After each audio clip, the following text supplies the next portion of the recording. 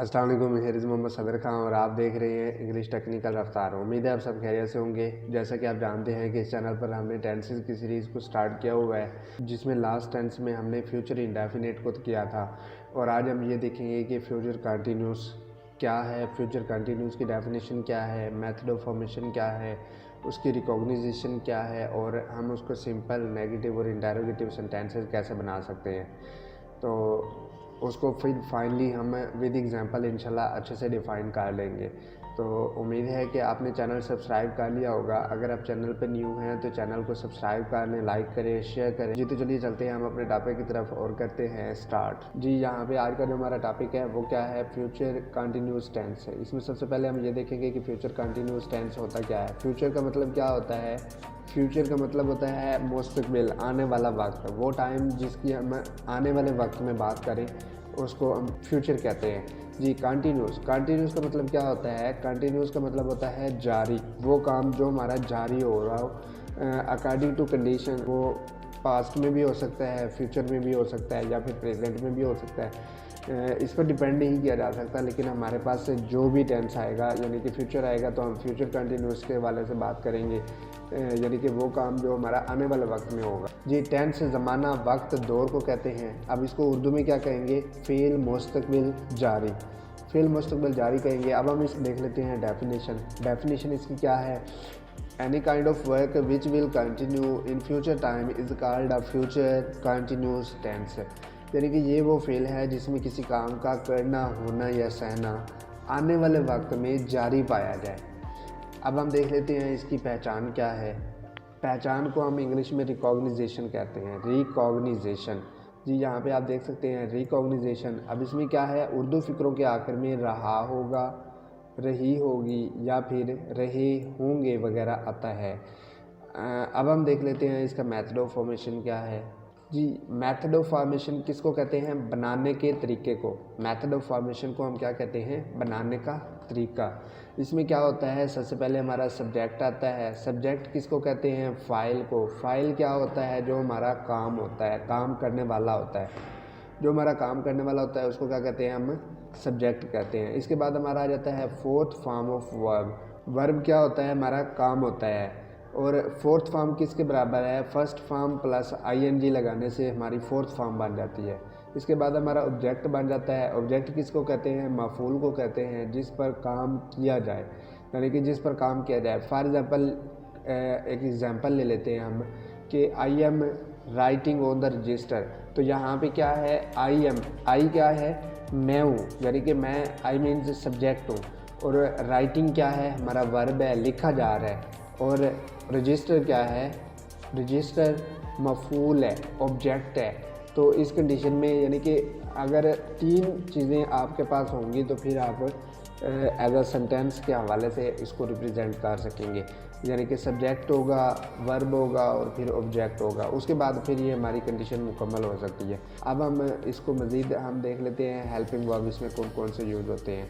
Helping verb इसमें हमारा use होता है shall be and will be. यानी कि सिंपल में हमारा फ्यूचर इंडेफिनिट में क्या यूज़ हुआ था? विल या फिर शैल यूज़ हुआ था। और इसमें हमारा क्या यूज़ होगा? Will be or shall be use होगा, क्योंकि हमारी कंडीशन को रिप्रेजेंट कर रहा है, बी कंटिन्यू को कर रहा है। तो इसलिए यहाँ पे हम will be or shall be use करेंगे। अब हम ये देख लेते हैं कि हम विल बी किसके साथ लगा सकते हैं और शैल बी किसके साथ लगा सकते हैं। तो याद रखिए आई और वी के साथ ओनली क्या आएगा? शैल आएगा, जबकि बाकी सब के साथ विल आएगा, आई एंड वी। लेकिन आई और वी के साथ भी हम अकॉर्डिंग टू कंडीशन विल लगा सकते हैं। कब लगा सकते हैं? जब किसी काम पर जोर दे दिया जाता है। मैं कल आ रहा हूँगा, तो फ्यूचर कंटिन्यूस की बात करनी है ना। मैं कल आ रहा हूँगा, आई शैल बी कमिंग। तो अगर हम इस कंडीशन को कर लेते हैं, मैं कल ज़रूर आ रहा हूँगा, तो इसमें क्या आ जाएगा? I will be coming tomorrow. तो यहाँ पे हमारी कंटिन्यू में जब हमारी ज़रूर की बात आ जाती है, कंपटीशन की बात आ जाती है, तो फिर हम इसको क्या करेंगे? हम इस पे विल यूज़ करेंगे। जी अब हम देख लेते हैं इसकी कुछ मज़ीद एग्जांपल्स है। जैसे क्या है? ही विल बी स्लीपिंग क्या आएगा, ही के साथ क्या यूज़ हुआ, यहाँ पे विल भी यूज़ हुआ। He will be sleeping on the bed, वो बेड पर सो रहा होगा। इट विल बी रेनिंग, बारिश हो रही होगी। यहाँ पे कॉमन बात कर रहा है, I shall be going to sleep in the room, मैं क्या कर रहा हूँगा, मैं सोने के लिए जा रहा हूँगा कमरे में, मैं कमरे में सोने के लिए जा रहा हूँगा। आई शैल बी गोइंग, मैं जा रहा हूँगा, टू स्लीप, सोने के लिए, इन द रूम, कमरे में, मैं कमरे में सोने के लिए जा रहा हूँगा। We will be going to club, हम क्लब जा रहे होंगे। यहाँ पे वी विल बी इसलिए उन्होंने यूज़ किया है, we will be going to club, हम ज़रूर जा रहे होंगे, यानी कि यहाँ पे विल बी इसका मकसद यूज़ करने का, वैसे वी के साथ हमारा शैल ही आता है, लेकिन यहाँ पे विल इसलिए यूज़ किया गया है कि जोर दे रहे हैं वो कि वो क्लब कल ज़रूर जा रहे होंगे, यानी कि उनका पक्का इरादा है क्लब जाने का। जी, they will be playing hockey, वो हॉकी खेल रहे होंगे। You will be watching television, आप टेलीविज़न देख रहे होंगे। और नेक्स्ट हमारा क्या आ जाता है, Ahmad will be singing a song, Ahmad गाना गा रहा होगा। Ali and Ahmad will be bathing in rain, Ali और अहमद बारिश में नहा रहे होंगे। जी, ये थे हमारे सिंपल सेंटेंसेस। अब हम देख लेते हैं कि फ्यूचर कंटिन्यूस टेंस के नेगेटिव सेंटेंसेस का मेथड ऑफ फॉर्मेशन क्या है और उसकी फिर एग्जांपल देख लेंगे। जी, मेथड ऑफ नेगेटिव सेंटेंस क्या है। नेगेटिव का मतलब होता है इनकार कर देना, नफ़ी कर देना। नेगेटिव सेंटेंस सब्जेक्ट के फौरी बाद हम विल नॉट या फिर शैल नॉट का इजाफा करते हैं और फिर हमारा जो है बी लगाने से, बी तो हमारा कॉमनली आ ही जाता है, यानी कि according to helping verb use हो रहा है, कंटिन्यू को फॉलो कर रहा है, तो इसलिए यहाँ पे हम बी यूज़ करेंगे। अब इसकी कुछ एग्जांपल देख लेते हैं, जैसे क्या है, ही विल नॉट बी। जी, इसमें क्या आ जाएगा, विल नॉट बी, यानी कि नॉट का इजाफा उन्होंने किया, जस्ट विल और शैल के फौरी बाद नॉट का इजाफा किया और फाइनली हमारा जो है कंप्लीट हो गया। He will not B sleeping, वो सो नहीं रहा होगा, ऑन द बेड, बेड के ऊपर, वो बेड पर सो नहीं रहा होगा। She will not be reading a book, वो किताब नहीं पढ़ रही होगी। It will not be raining, बारिश नहीं हो रही होगी। I shall not be going to sleep in the room, I shall not यहाँ पे कॉमन बात कर रहे हैं कि I shall not be going to sleep in the room, मैं रूम में सोने के लिए नहीं जा रहा हूँगा। We shall not be going to club, हम क्लब नहीं जा रहे होंगे। वी शैल नॉट, यहाँ पे पीछे इन्होंने वी विल नॉट यूज़ किया था, यानी कि इन्होंने कंफर्म कह दिया था कि हमने जाना है, तो यहाँ पे उन्होंने कह दिया कि we shall not going to club, यानी कि मे भी हम ना भी जाएं। पीछे तो उन्होंने कंफर्म एक हद में इरादा किया हुआ था कि भाई हमने जाना है, वी विल बी। तो अब यहाँ पे इनकार की बात कर रहे हैं, तो वो कहते हैं जी शैल बी, मे बी हम ना जाएं लेकिन हमारा इरादा पक्का ही है। They will not be playing hockey, वो हॉकी नहीं खेल रहे होंगे। You will not be watching television, आप टेलीविज़न नहीं देख रहे होंगे। Ahmad will not be singing a song, Ahmad गाना नहीं गा रहा होगा। Ali and Ahmad will not be bathing in rain, Ali और अहमद बारिश में नहीं नहा रहे होंगे। ये थे हमारे नेगेटिव सेंटेंस हैं। अब हम देख लेते हैं फ्यूचर कंटिन्यूस के इंटेरोगेटिव सेंटेंस का मेथड ऑफ फॉर्मेशन और फिर हम देखेंगे कि हम उसकी एग्जांपल्स कैसे बना सकते हैं।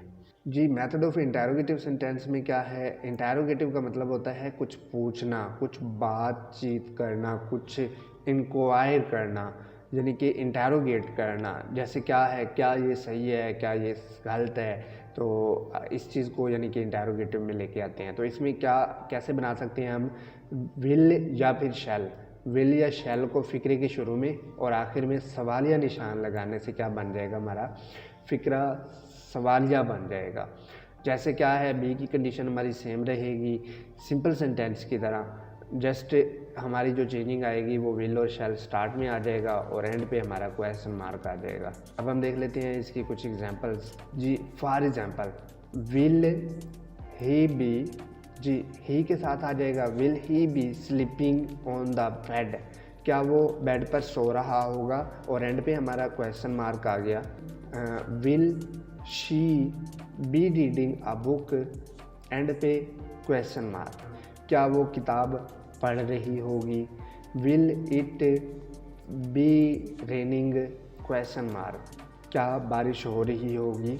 शैल I be going to sleep in the room, क्या मैं रूम में सोने के लिए जा रहा हूँगा।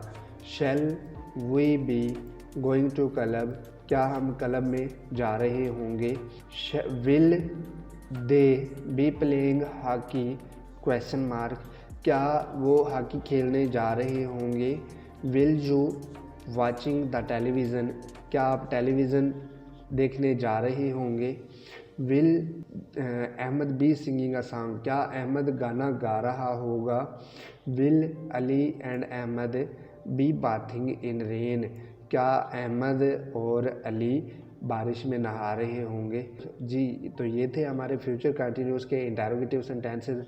उम्मीद है कि आपको इस टेंस की अच्छे से समझ आ गई होगी। तो आज इसके बाद अब हम एक छोटी सी कोटेशन करेंगे। उम्मीद है कि आपको बड़ी पसंद आएगी और आपकी रियल लाइफ में भी ये बहुत ज़्यादा रोल प्ले करेगी। तो वो देखते हैं, इसके बाद फिर हम अल्लाह हाफ़िज़ करते हैं। जी, क्या है रिस्पेक्टिंग अदर्स। रिस्पेक्ट करना, अदर्स दूसरों की इज़्ज़त करना, इज़ एन आर्ट एक फ़न है, ऑफ गेटिंग ऑनर इज़्ज़त हासिल करना, दूसरों की इज़्ज़त करना एक ऐसा फ़न है जो कि आपको इज़्ज़त देता है। इज़्ज़त हासिल करने का एक आर्ट है, फ़न है। विद आउट एनी कॉस्ट, बगैर किसी रकम के, बगैर किसी इन्वेस्टमेंट के आप अगर किसी को इज़्ज़त देते हो तो वो बगैर किसी इन्वेस्टमेंट के आपको इज़्ज़त मिलने का एक ऐसा फ़न है।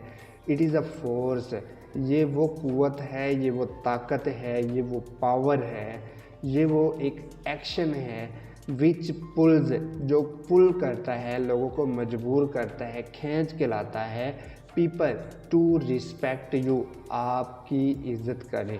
ये वो फोर्स है जो लोगों को आपकी इज़्ज़त करने पर मजबूर करता है। यानी कि अगर आप दूसरों की इज़्ज़त करते हैं तो आपके पास एक ऐसा फ़न है जो लोगों को मजबूर करेगा, बगैर किसी इन्वेस्टमेंट के, बगैर किसी ताकत के, बगैर किसी रकम के लोगों को मजबूर करेगा कि वो आपकी इज़्ज़त करें। ओबियसली रिस्पेक्ट तो रिस्पेक्ट है, एज यू नो। अगर आप किसी की इज़्ज़त करते हैं तो उनका भी दिल करता है कि वो भी आपकी रिस्पेक्ट करें। और अगर आपके पास पैसे हैं, बहुत ज़्यादा रकम है, या कुछ भी आपके पास स्ट्रेंथ है या पावर है, या आपके पास एक बड़ा ओहदा है, तो आप अगर किसी की इज़्ज़त नहीं करते तो वो भी आपकी इज़्ज़त नहीं करेंगे। भले आप वक्ती तौर पे उनसे फ़ायदा उठा लें, लेकिन दिल में उनके आपके लिए नफ़रत ही होगी। तो इसलिए आप जिस स्टेज पर भी हैं, कोशिश करें दूसरों के साथ इज़्ज़त से पेश आएँ और दूसरों के दिलों में भी आपके लिए इज़्ज़त हो। जी, ये था हमारा आज का टेंस, फ्यूचर कंटिन्यूस टेंस। आने वाले लेक्चर में हम इंशाल्लाह करेंगे फ्यूचर परफेक्ट टेंस को। तो उम्मीद है कि ये वीडियो आपको पसंद आई होगी। और अगर अभी तक आपने मेरे चैनल को सब्सक्राइब नहीं किया तो चैनल सब्सक्राइब कर लें, लाइक करें, शेयर। जी, तो मिलते हैं इंशाल्लाह नेक्स्ट वीडियो में। अपना ख्याल रखिएगा। Thank you for watching. अल्लाह हाफ़िज़।